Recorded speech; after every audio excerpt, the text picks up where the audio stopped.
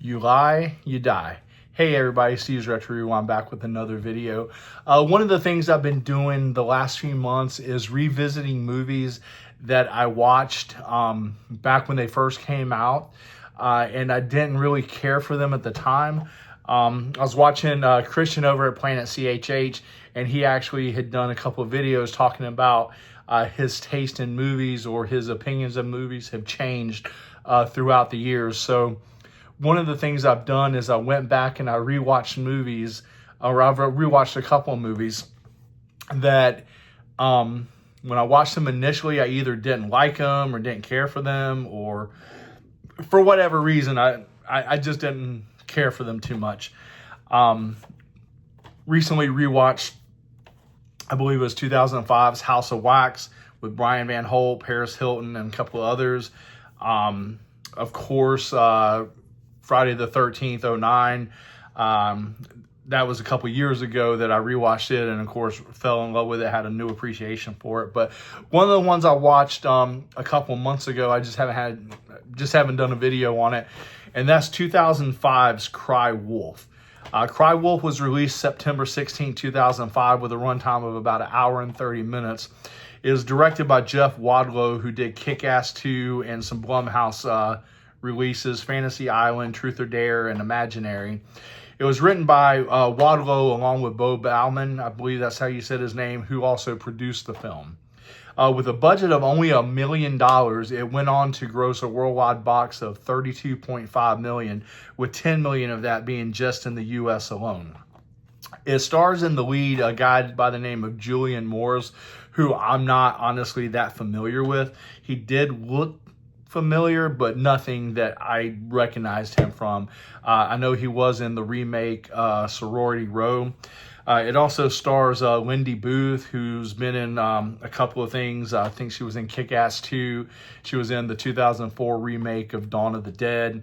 And it stars Jared Padalecki. I believe right around the time Supernatural was kicking off. He's very young in this movie. And then there's some supporting roles by John Bon Jovi and Gary Cole, and several other people that I honestly just did not recognize round out the cast. The movie has a pretty simple premise. It takes place in October around Halloween.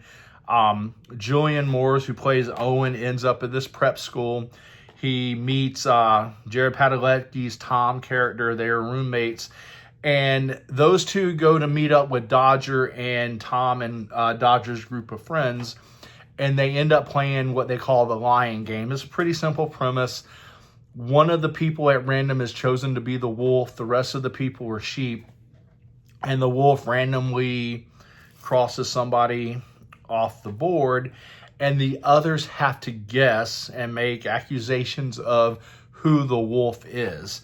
And it was pretty interesting premise game. But what has happened is there's actually been a death. A young lady has been unalived off campus. And so the core group of friends decide to come up and bring the lying game into real life and spread it among campus. So they actually create a killer. They create this character who has, unalived this female off campus, and they give him the hunting knife, the fluorescent orange mask, the camouflage field jacket, boots, and they've just come up with his own backstory that he roams from campus to campus, unaliving students and people, and they actually give details as to how he has unalived each one, and they have sent this out to the student body, almost like urban legend. Everybody knows somebody that this has happened to at this other school, at this other campus. And then as it goes forward, as the movie progresses, is this a prank? Has this killer manifested himself and come from their imagination into the real world? Is somebody just messing with them? Or is there something nefarious? Has a killer taken this game a little too far? Again, when I first watched this, when it first came out, I think I actually owned the DVD. I was not that impressed. I did not like it. But having rewatched this as I've gotten a lot older, I have a new appreciation for it.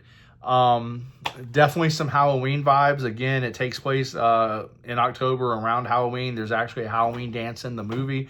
There's some twists and turns in it. Once you think you got it figured out, they throw a twist in there. So what do you guys think? Did you see Cry Wolf? Did you like it? Did you not like it? It is a little bit dated with the instant messaging and stuff like that with the computers, but I still think it holds up fairly well, 20 or so years later. So it's definitely worth checking out if you haven't seen it, 2005's Cry Wolf. Let me know down in the comments if you've seen it and what you thought of it. Take care, guys.